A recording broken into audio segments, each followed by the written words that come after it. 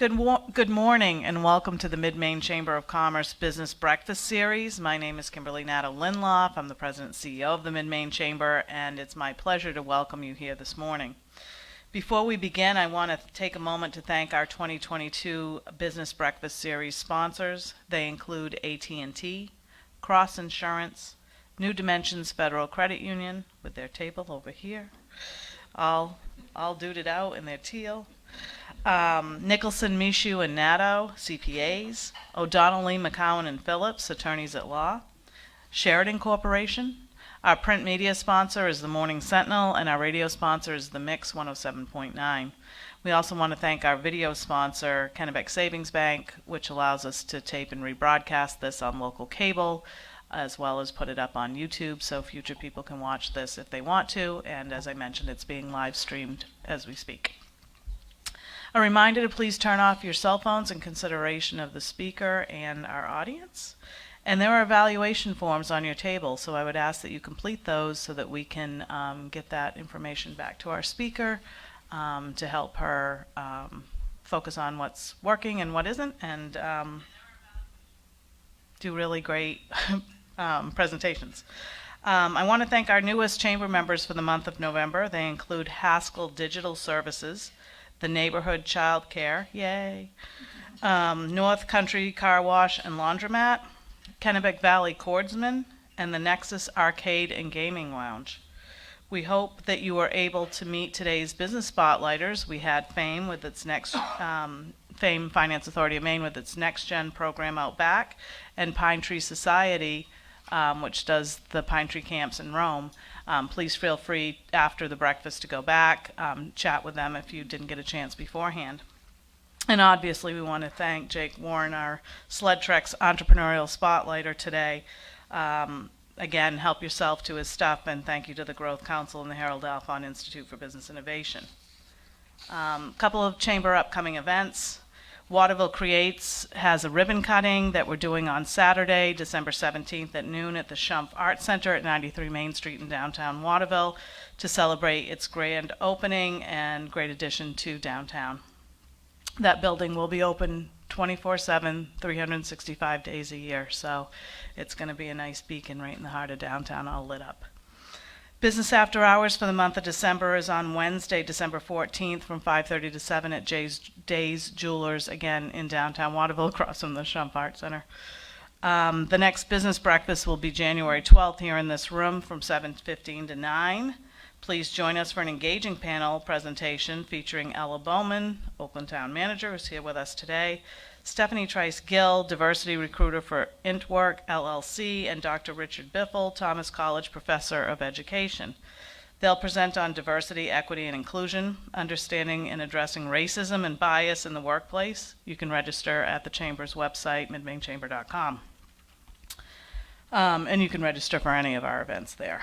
Our presentation today is Senior VP of Business Operations, TRC Companies, Inc., Ellen Miller, covering minimizing unconscious bias in decision making. Time for Q&A will be allotted at the conclusion of the presentation, and we'll be going around with the microphone so that we can capture that for the live audience and for future rebroadcast.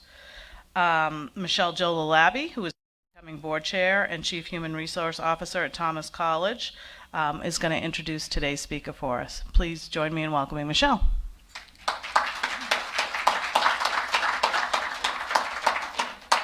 Good morning, everyone. It is my pleasure to welcome Ellen Miller, pioneer, trailblazer, coach. As the first woman to hold her role in an international corporation, Ellen Miller understands the challenges and rewards of being a pioneer and a leader. Her coaching expertise is enhanced by her real-world experience in business operation, change management, capital planning, and finance. Ellen is aware that many women leaders, pioneers, and change agents are leaving their leadership roles due to lack of fulfillment and satisfaction and desire to have a greater impact. That was the driving force behind her creating Empowers. In 2019, Ellen became a certified professional coach And since then, she has made it her life's goal to help women make an impact and create their legacy.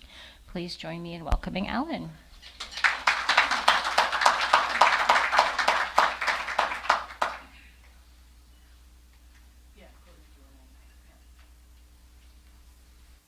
Well, thank you very much. Ooh, yeah, I'm not used to having a mic on. I'm so thrilled to be here, and especially because I think it's so important that we support local business in Maine, and that we take the time to figure out how can we make all businesses successful. Small businesses in Maine make up a huge part of our labor force, employing a lot of people within our communities. And I want to thank you for having me here, and also really respect the work that you're doing. I had a really interesting experience recently when I was able to go to a community holiday bazaar in a community in Maine this past weekend. And I went in, and there's all these artisans selling their wares in this shop. And I went over to a table, and there's two people, and one person is selling beautiful jewelry, and the other person is selling pottery. And I'm looking at what they're creating on their own, and the necklaces really caught my attention. And so I'm looking at them, they're very appealing. And one necklace, though, has a medallion on it that says, "Live your dreams." And that really spoke to me, live your dreams. But there was another medallion that spoke to me that said, "Never give up." And so I'm standing there looking at these necklaces, and I'm pondering inside my head, like, okay, like what really speaks to me more? Live my dreams, never give up. Live my dreams, never give up. So, right, yeah, well. And so of course, the people were right there, the artisans right there, and I said, okay, I'm a real talker to people. I love meeting people, and so I said, listen, I'm looking at these necklaces. Tell me what you think. What's more important? Live your dreams, never give up. And one of them says, live your dreams. There's just no question. You just have to live your dreams. And the other one says, well, listen, I've always been taught, keep trying, keep trying, keep trying. And if you really can't do it, then go ask for help, but never give up. And so I said, okay, that's really, really great conversation. And then I finally picked one of the necklaces, and I went on to go purchase that necklace. So you just listen to me tell a story. Is there anyone here willing to participate in the next question I'm going to ask this group? Anyone willing to?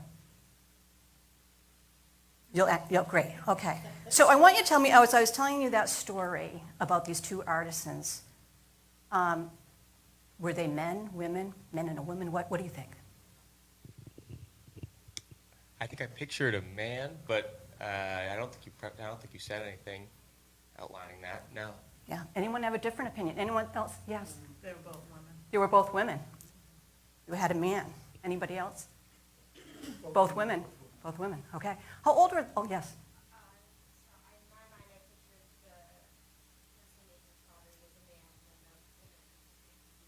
Yeah. So we all had different perceptions as I told that story. How old were they? Anyone want to tell me what age range? You don't have to say a specific age range. 30s. 50s. Yeah, so I was talking to these artisans. They were 10 years old. One was a young man, 10 years old, telling me, live your dreams. And the other one was a young woman, 10 years old, telling me, never give up, keep trying, keep trying, keep trying. The best part of my story comes here. So I'm there, I'm going to buy this necklace, and I did buy a piece of pottery, mind you, because I'm trying to support these young entrepreneurs. So I just couldn't walk away and leave one out, right? So I'm there, and I'm like, okay, so how much is it? And they're telling me how much it is, and I know the adults are over there with their smart, you guys probably know this more than I do, the smart square, right? So I'm taking them, walking away, they go, where are you going? And I'm like, where am I going? Well, I'm going to go pay. Oh, no, you pay here. I said, you want me to pay cash? Yeah, I'm like, cash is king, right? Cash is king. So I'm like, they already have that mindset, right, of real entrepreneurs, and it was a great experience. But my point here is like we all have our perception, especially as we take in information, and that's why we're talking about unconscious bias today. So you don't need to hear any more about me, but I did, yes. What necklace did you buy? Oh, so, after more conversation, yeah, so I bought the necklace that Live Your Dreams. live your dreams. I think we all, strive to have purpose in our lives and fulfill our dreams, for sure. Yeah, so here's another one. I wasn't born in Maine. So we'll talk a little bit about in-group bias, but I wasn't born in Maine, but I grew up in Maine. I moved here when I was 5 years old. I went to UMO, and I went to Thomas College to get my MBA. It was a great experience, so I know there's people here from Thomas. Wonderful college, really, really liked it and got a lot out of it. And then, I'm a coach, certified professional coach. I am also full-time employee of TRC. Today we're going to talk a little bit about theory. We're going to talk about Daniel Kahneman's theory of system 1 and 2 thinking. I'm going to cover with you 8 types of unconscious bias. There are more, but we're only going to talk about 8 today. And then I'm going to talk to you about little tips, some tips and tools that you can use to raise your awareness and try to make better decisions as you go about your business decisions, community decisions in the community, even in your personal life, things that you can do. So Kelly McGonigal is a Stanford University professor. And she said, if there's a secret to greater self-control, the science points to one thing: the power of paying attention. It's training the mind to recognize when you're making a choice or when you're running on autopilot. And my philosophy is, if you adopt a leader's mindset, our job then is, with a leader's mindset, is to continue to grow. Always strive to learn more. Even if it's just one thing you take away from today, you're growing in some way. So what do you see? Anyone want to say, what did they see when they first saw this? The cat, right? You'll notice that what you see, A in cat, looks exactly like A in Tay. But when I first saw this, I saw the cat as well. Again, your brain, and we're going to talk about this, is trying to take cognitive shortcuts. It's trying to make sense of things very quickly, so it minimizes energy. And one of the ways that happens is creating unconscious biases. We don't know about it. They're based on our life experiences, information that we take in every day, and the way our brain tries to process information the most efficiently and save energy. So Daniel Kahneman, he wrote the book Thinking Fast and Slow, and he came up with this theory that there's 2 ways that we process information. System 1 thinking is automatic. It happens very fast. We can have quick responses, quick reactions, and it's the way the brain takes shortcuts because it's created habits over time, and that's how we're able to operate and do so many things without even thinking. For example, has anyone ever lost their keys?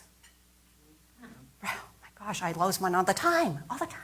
My poor husband. I go, where's my keys? Because his brain works a little bit different than mine. But we do things automatically. Maybe you drive past an exit. You're not thinking about it, right? Maybe you do other things. Maybe you ever heard the term push my buttons? Right? Your buttons get pushed. You have an automatic response.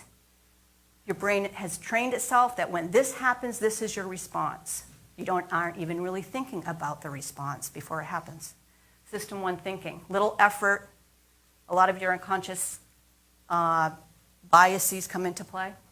The other one is System 2 thinking that he came up with, which is much more thought out, much more cognitive. You're considering the decision you're about to make.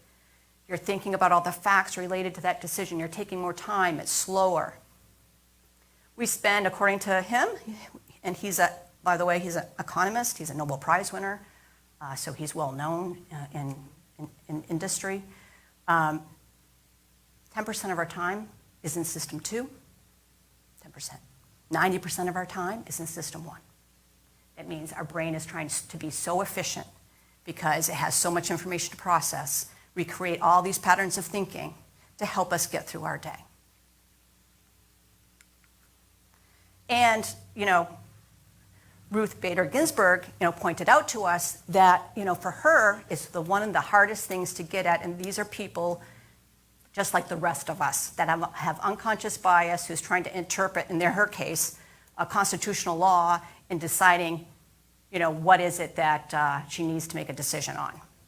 And and it's not just hers, any one of us has this challenge. So today we're going to talk about these 8 different biases. We're going to talk about the Dunning-Kruger effect. We're going to talk about confirmation bias, sunk cost fallacy, planning fallacy, halo effect, priming effect, in-group bias, and framing effect. What I encourage you to do to think for yourself, when we talk about these, you can just do your own internal scale, right? One is never happened to me. I've never experienced this bias, or I can't recall this ever maybe impacting a decision I make. 5 is, yeah, sometimes I think I've actually experienced this without me even understanding it. 10 is, happens all the time, right? So, just think for yourself, how does this apply to yourself? And have you actually experienced it from outside of yourself, right? Experienced it through interactions with others. The Dunning-Kruger effect, when people overestimate or underestimate their own abilities. This is when people perhaps are the first to raise their hand to take on a new initiative. I want to do that. This is a piece of cake. I've got this covered, no problem. Are they ever overestimating their abilities because they don't really know enough information to understand what it's really going to take to undertake the task? Has anybody here ever had that happen to them in there? I see a lot of head nods, right? Yeah, for sure. So what's important about the Dunning-Kruger effect is that as leaders, we sit back and say, okay, am I thinking I know a lot, but I really don't? And here he is. I think this happens to many people on Sunday afternoons, right? We think we know more because why? It's football season. The armchair quarterback is sitting there calling the plays for the head coach of the New England Patriots, and they're like sitting there, like, why did Bill just call this play? It doesn't make any sense. And we know more than Bill because we're sitting there watching on TV and we knew the play that should be happening, right? It's that idea that we actually think we know more than we do, and that we know more than the experts in the field. And that's just a unconscious bias that many people have. I'm sure I've had it myself at times, but that's one of the Dunning-Kruger effect. Yes, and it says, Ralph decided to take a break from posting his expert opinions on medical science and foreign policy on social media to be the armchair quarterback. Yeah. Confirmation bias is a tendency for people to seek and retain information that reinforces the beliefs and ideas that they already have. So in confirmation bias, this is when we may say to ourselves, there's a process going on perhaps in your office, right? It's one that's it's been there for a while, and someone comes up to you and says, I think I have a great idea. I want to put this new thing in place, some new innovative idea, right? And then they say, oh, your person you're talking to says, but let me tell you all the reasons why what we're doing right now is really good. And I have a lot of information that actually I can share with you that tells you why we're doing it this way. So what happens in that case if you have confirmation bias and you've collected all this information that supports your idea of why this is good? The other person then gets kind of tapped down. Oh, don't come with innovative ideas, right? Because this person has a confirmation bias that they're only collecting information that supports their idea. And in fact, many of us do that. There's objective facts, there's the facts that confirm our beliefs, and then we land somewhere in the middle, mostly is that we actually experience. So the idea of confirmation bias is that even when we have opposing views, what we retain, or more likely retain, are those facts that support our own beliefs. So then we have to decide, how do we check ourselves?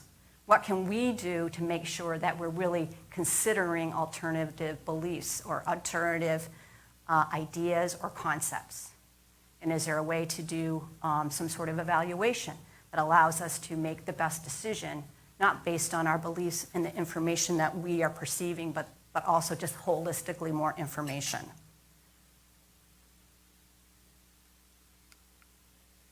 The sunk cost fallacy is where individuals commit the sunk cost fallacy when they continue a behavior or endeavor due to previously invested resources, time, money, and effort. in this case, there can be a lot of times when we have either personal time, personal effort, our business money, things that happen, we put a lot into it. And we'll keep putting into it because we don't want to say that it can't happen, right? A lot of analogies are you're in a rowboat and the water's coming in, but you continue to stay in it because you think you're going to bail yourself out, right? You're not doing something to actually get yourself out. You have a sunk cost fallacy. So the important thing with a sunk cost fallacy is to really identify for yourself if you think you could be subject to sunk cost fallacy. What are the facts that are driving the decision that you're about to make? Are you personally invested in making something happen? Does anyone have an example? Because I can think of a few of a sunk cost fallacy. Oh, did everyone hear what she said? You want me to say it for you? That is true. So she said her first marriage, because she kept trying. I think this can happen in business a lot with systems, where people either with us a new process that people have a great idea, let's put the process in place and try to make it work, and you keep investing more in the process, and it ends up not working, and it takes a while for people to really give up on it and say, oh, I thought this was going to work, or it didn't, and it didn't work out. Could be an IT system, and sometimes it happens with technology. We want to adopt it. But I'm going to play a little video for you and see it at work right here. Hey. Oh, nothing for me. I'm going to Atomic Sub later. Atomic Sub, why are you eating there? I get a card, and they stamp it every time I buy a sub. 24 stamps, and I become a submarine captain. So what does that mean? Free sub.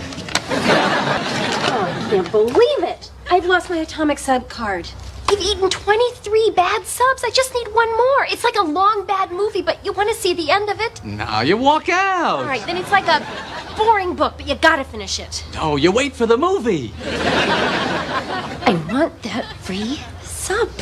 You're still trying to get that free sub? Hey, I have spent a lot of time and I have eaten a lot of crap to get to where I am today. And I am not throwing it all away now. Is there a captain's hat involved in this? Maybe. So, that's the sunk cost fallacy, and I think we can experience it in our jobs most time when we just I put so much time, so much effort into this, and I just am not going to give up. So that's the time you have to step back, hit that pause button, and say, okay, what's really going on? Is this my perception in my own effort that's holding me back, or is there another reason why I'm having this reaction right now? Anybody have any stories they want to share on sunk cost fallacy? Anybody else?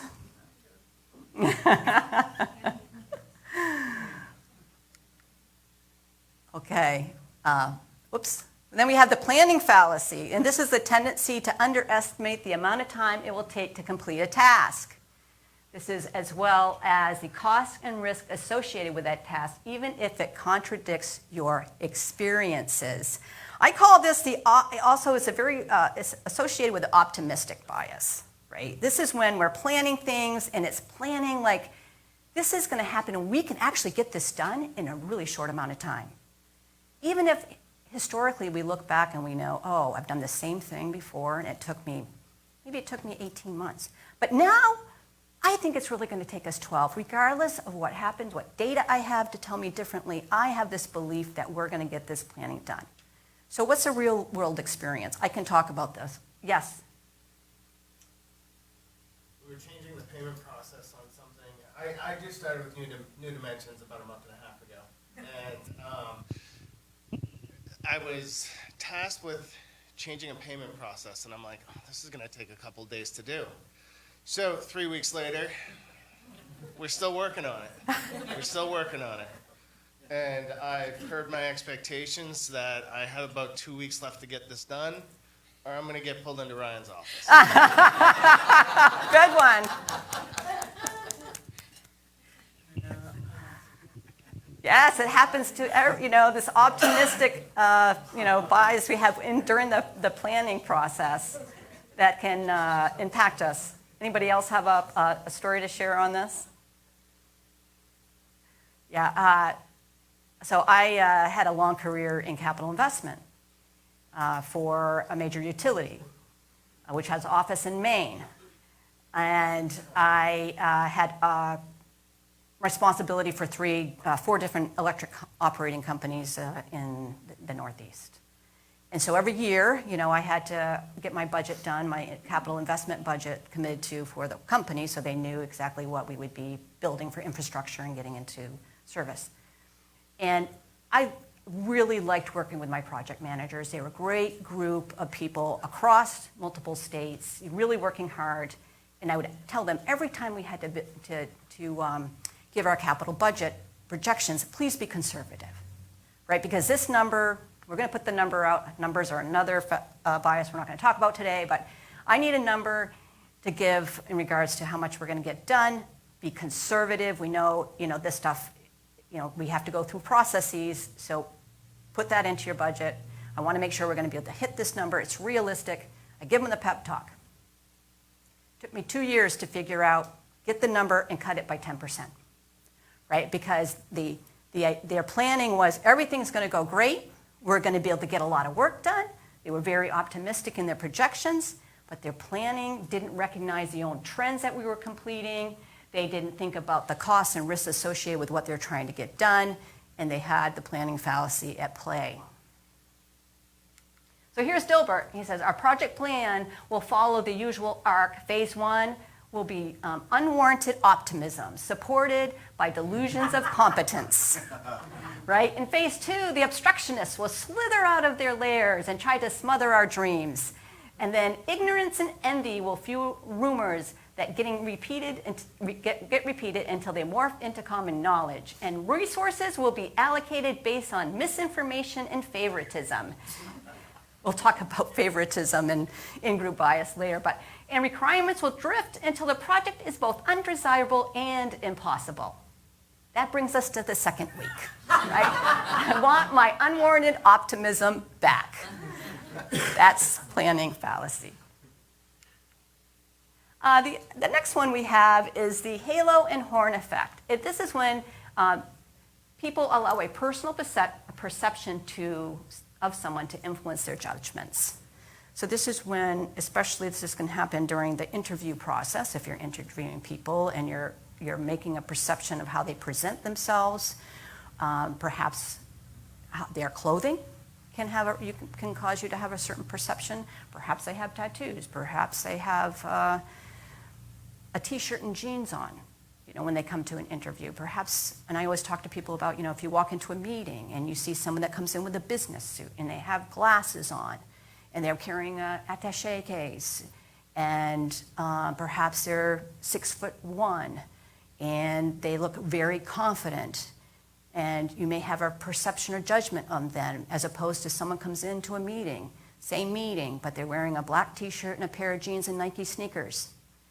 And you may have a different perception of the person's intelligence. How smart are they? What are they really, thinking of? Maybe they don't look like us and they look different, and it's causing you to have a different perception of that person. So this is the idea, especially with the halo effect, that we identify with people based on how they appear to us individually.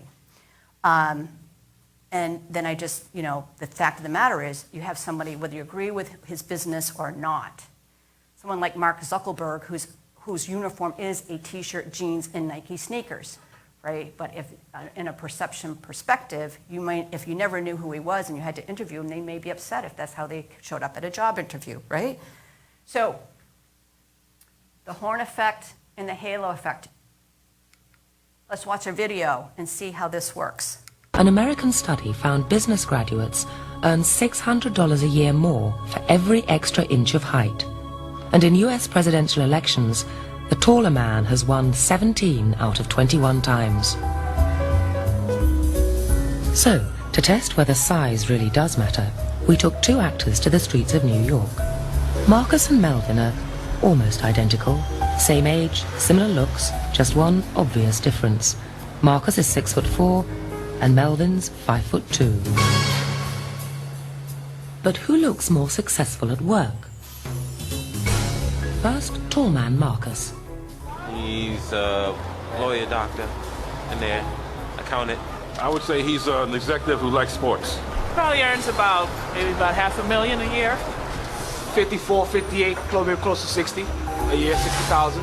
I would say maybe 100,000 a year. He looks like a tycoon. Now, short man, Melvin. He's little. Maybe a cook. He's like a cook. I think he's a quiet guy, and he's not very happy. I think he's having a difficult situation right now. I'd say he earns about an average income, nothing fancy, but enough to live on, yeah.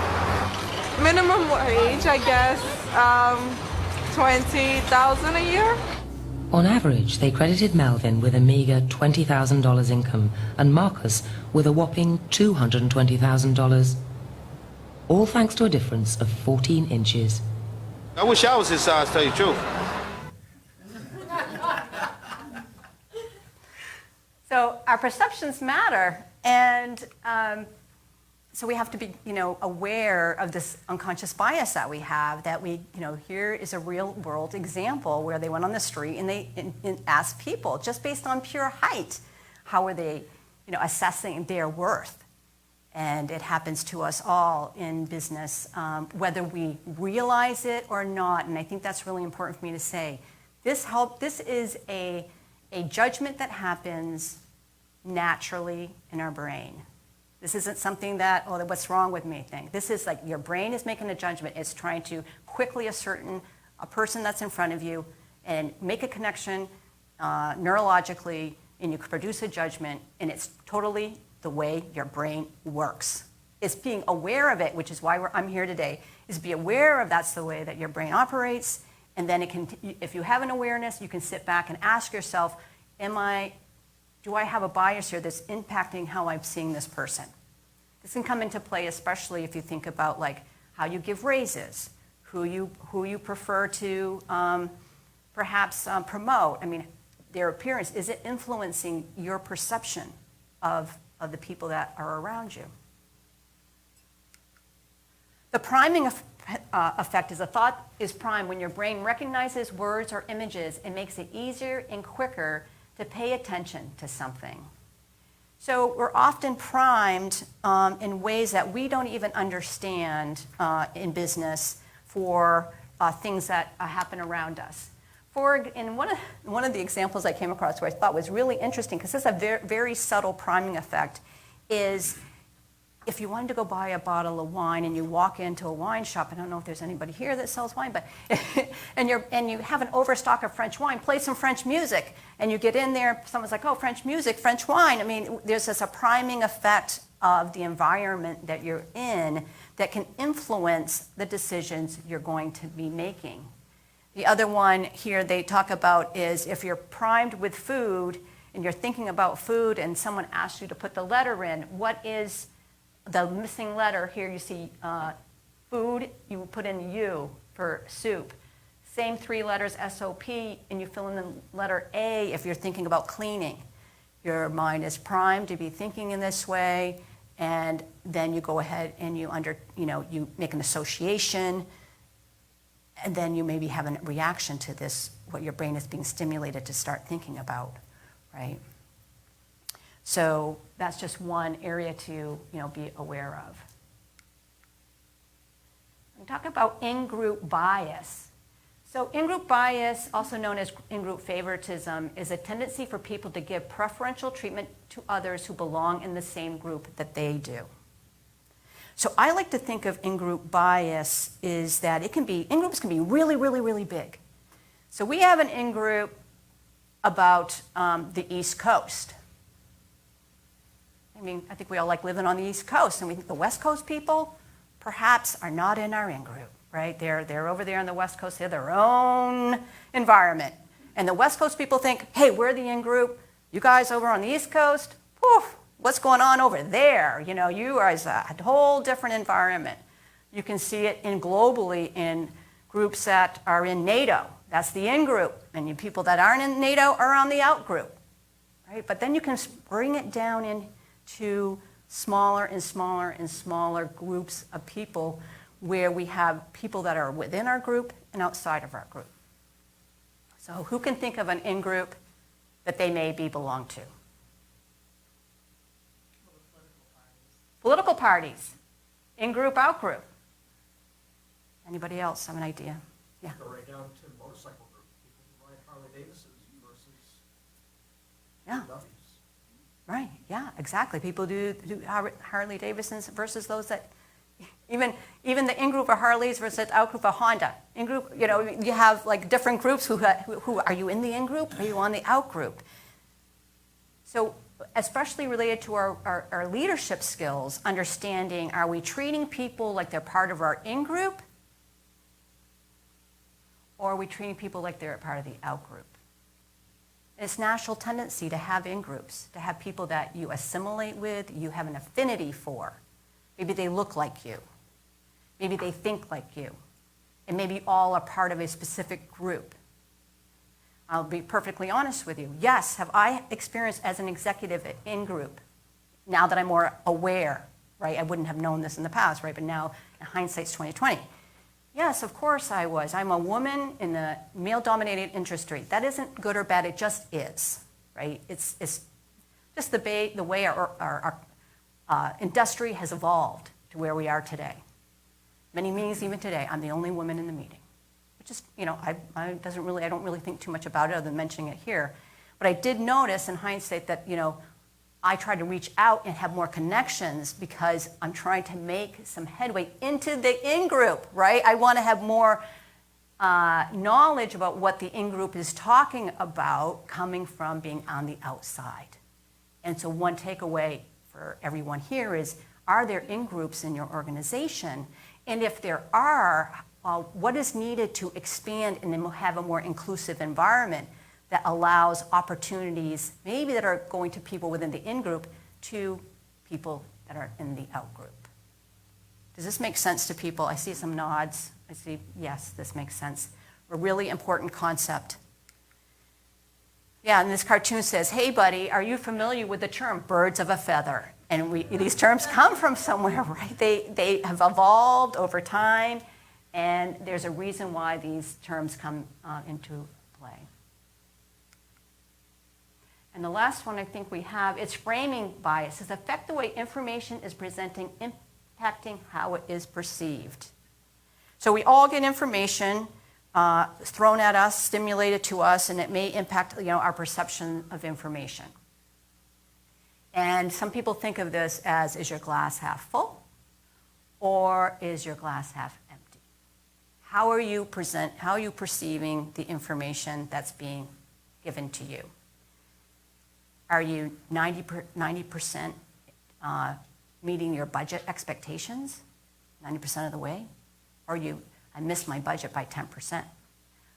What is the framing that's going on that maybe is being presented to you from other people? There's framing going on all the time. Has anyone actually, consciously, now we're talking about unconscious framing, but consciously had a framing, put forth a framing? I have. I know I have framed information, I've framed data. So this is a way to think about, is information the way it's presented to me being framed in some way that I need to understand if it's having an impact on how it's interpreted? Right here is event, 10% failure rate versus 90% success rate. It's another way to think about framing. So I hit you with all these things. We've talked about Daniel Kahneman. We talked about system 1 and 2 thinking, that we have these unconscious biases because it helps us be more efficient in the way that our brain processes information. We make about 34,000 decisions every single day. That's how hard our brain is working. And we have like 1 million billion neurons activating within our brain as it tries to make sense of the world around us. So unconscious bias, they're there. They are not something that's going to go away. But the idea for today is build awareness so that it can come into play as you make decisions, whether it's in your business, your community, or at home. You have more awareness of what's going on, and that you can take this information and consider for yourself, is there something else I should be considering? The number one thing is to hit the pause button, especially if you're making a big decision, right? Hit the pause button and come up with some sort of criteria. How am I making this decision? What is prompting me to come to a certain conclusion very quickly? and take some time, take a 5-minute break and say, let me contemplate this for a minute before I make a major decision. Could be a major capital investment in your company. Could be the determination whether or not you need to hire or terminate any employee. There's significant decisions that have to be considered and wondering how am I going to make it in a way that is more quantifiable and factual as opposed to having other beliefs impact the way you're perceiving the information you're looking at. Practice new ways of thinking. The idea here is that you can start trying to do new things. Practice new ways of making decisions. The more you practice it, the more natural it will become, and the less you'll go to default networking of making quick system one thinking decisions. Practice makes perfect. We say that because neurons that wire together, fire together. Hebb's law. And the more you create that connection in your brain and you practice that connection, the stronger the connection will be, where it will begin to become habitual. Deliberately seek information you do not have. So go out to people that have information that maybe you're not tapping into and asking if they can provide you with information that you should be considering in your decisions. Provide equitable opportunities. So we talked about the in-group, right? Think about, am I being equitable in opportunities that I have, and am I looking outside of my go-to people into giving others an opportunity to grow and learn? Create decision and risk matrices. A lot of people now with hiring, one is you don't interview by yourself, right? Because your perception can be totally different than the other person that's interviewing. The second is, do you have a process for interviewing where you have criteria that you're evaluating that's more quantifiable as opposed to just based on a Q&A and your perception of a person. Risk matrix is also about when you're making a key decision. You know, the one tool that can happen is if you're trying to make a big business decision and you have a planning fallacy about how this is going to happen in 2 days, right? Think about it like, okay, if I'm 6 weeks from now and this isn't working out, why? Why would it not work out in 6 weeks? What would get in my way to check your planning? And did you really identify the risks? And then use relevant historical information in analysis. So do some data analytics. Look at trends, look at what's going on. But I would also say, consider, again, when you talk about planning fallacy, consider if I know I made a 10% increase in sales last year, our default network may say you can do 10% this year. You know, look at the data. What's the environmental data? What's the economic data? Is that a realistic goal to set for my organization? Is there something going on with talent retention? Is there something going on with economic impacts outside of your control that may be impacting the goals that you're setting for your organization? This is really important as we start thinking about talent in Maine, finding the right people for the jobs we have. We need talent.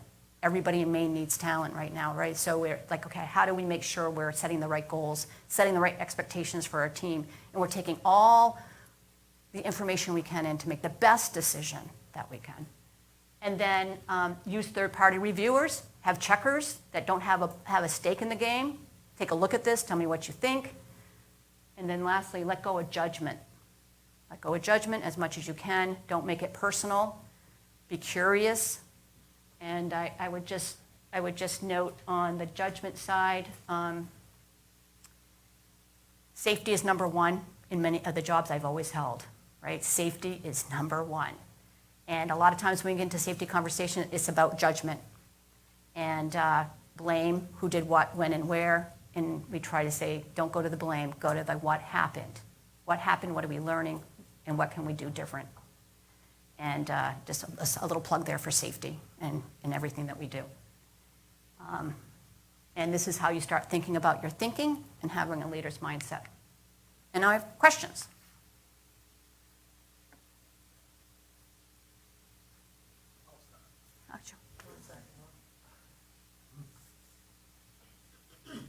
Is it working?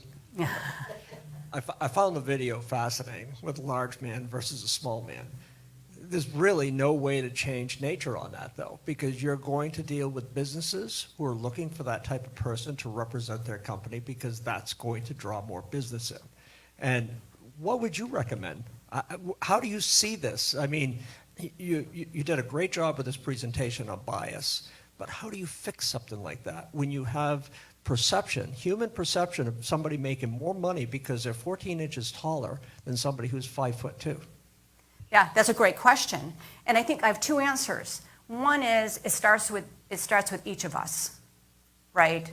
It starts with each of us, the decisions we're making for in our own areas. The decision I make as a business leader in my company is a decision other business leaders have to, gain awareness about and ask themselves, why am I doing this, And then to your point, I think on the flip side, if you turn the mirror of the people that are maybe being impacted by other people's biases, like what do they do if they see it? And I think for very confident people, right, one is they need to raise their hand and say, hey, is there something going on here that's giving you a perception that this person is more qualified than I am, just because they happen to look a different way than I do, right? I think the other, again, a third thing is educating people within our organizations that this comes into play in how they all make decisions, and how in trying to ensure that there are more equitable ways in the hiring process, that we are looking at all candidates, just not candidates that fit a particular, not a good word, so I won't use it, but just a particular look, appearance. One more follow-up. Yeah. You put one more slide up there that showed birds of a feather. And I think it's important to know that this is actually hardwired into us. This is nature. It's no different with birds or it is with fish or human beings. We're all the same. And that's the hard part to get beyond, because we're dealing with the way we're hardwired. It's Absolutely. a protective mechanism. Yes, this is just a natural human behavior. So the way our brain was developed, it starts in the amygdala, where we have our emotions are set, and where our fight, flight, fear comes from in all humans. And we take in information and we're trying to protect ourselves, right? So if you think about it, well, of course, we want to be with this in-group, right, where we feel very safe. We feel like we're with others that are like us. We don't have to take any risks. We're accepted, right? So it's human nature, right? It's the awareness of how is maybe this impacting others that can be. I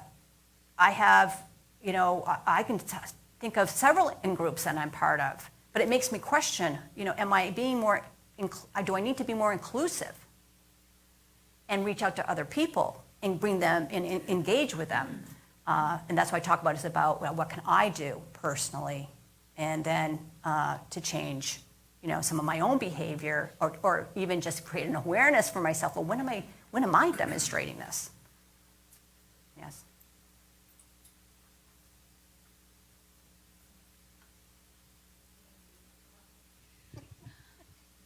But I think that there is also a sense of time in terms of both cultural and generational shifts of mindset. So, the in-group may look different in a different country, a different continent, and an in-group may look different to the millennials than it does to the Gen Xers. So I do think that there is a component of time when it comes to mindset and these in-groups, if you would, or the biases between generations and cultures. That's a really great point. Absolutely. There's going to be different in-groups depending on the generation in which you were brought up, right? Because every generation has different beliefs. They're exposed to different information. They're exposed to different cultural norms. And that all impacts like who ends up being in the in-group. I was part of the integration of several expatriates into my organization. I say several. There was probably 50. And there was definitely a lot of work to be done for cultural integration, because we had two groups. We had the group that was from the United States, and we had the group that was from Spain. And my job was to create more inclusion across organizations, because it's very natural for a lot of actually really good reasons for people, especially people coming from Spain, who are trying to translate every single thing that we say in English into Spanish and then think about it and then respond back in English after they translate their thought from Spanish to English, right? So they like to talk to each other. Why? Because it's so much easier in their head, right? But it's that same idea. You have cultural differences even that drive this phenomenon. Others? Okay, well, thank you very much for having me. I would love to get some feedback on this presentation. And yes, thank you very much.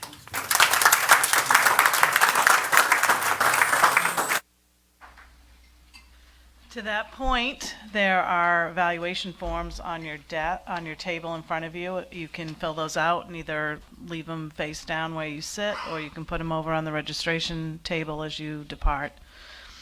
We're going to do some door prize drawings now, and thank you so much, Ellen. I have a little gift here for you that I'll give you when I get done with the door prize drawings.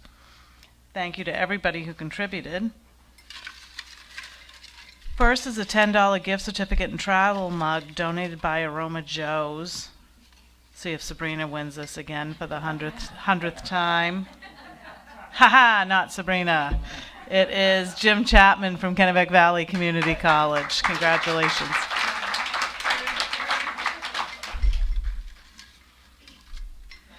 Next, we're giving away a $50 gift certificate to the Lion's Den, which was donated by FAME, the Finance Authority of Maine. And don't forget to go check out their table at the end. And that's going to Tanya Gross from the town of Winslow. Yay!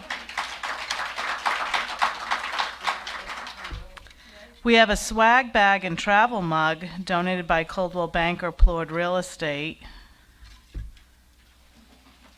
And that's going to Sabrina Jandro from Central Maine Growth Council. She makes money off these events, I swear. Okay, next we have a $10 Sella Tea Cafe gift card donated by Sella Tea Cafe.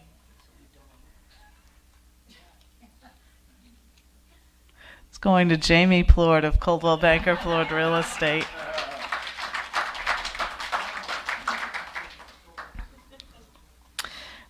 We have a $50 valued gift basket with a sweatshirt, mug, and Pine Tree Society holiday Christmas gift cards donated by Pine Tree Society. And that is going to Tanya Verzoni from New Dimensions Federal Credit Union. Yay! These Christmas cards are really beautiful. Let's see. Swag bag with mug, Bluetooth speaker, and lantern donated by Maine State Credit Union is going to... Oh, he's not here. It was going to Dave, but he left. Must be present to win.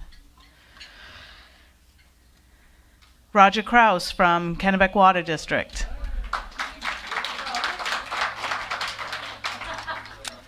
Ooh, and last but not least, we have a $30 gift certificate to the Heritage House Restaurant in Skowhegan, donated by the Heritage House. Lori Schmitz from New Dimensions Federal Credit Union. So again, I'd like to remind you to check out Pine Tree Camps, FAME, and Sled Treks on your way out. Lots of good swag there. If you want to be a business spotlighter, please let any one of us at the Chamber know, particularly Cindy. And this concludes this morning's breakfast forum. Thank you so much. We have the next year Business After Hours and Business Breakfast Series schedule on the table as you depart. Feel free to take one, hang it in your employee break room, and have happy holidays. Thank you.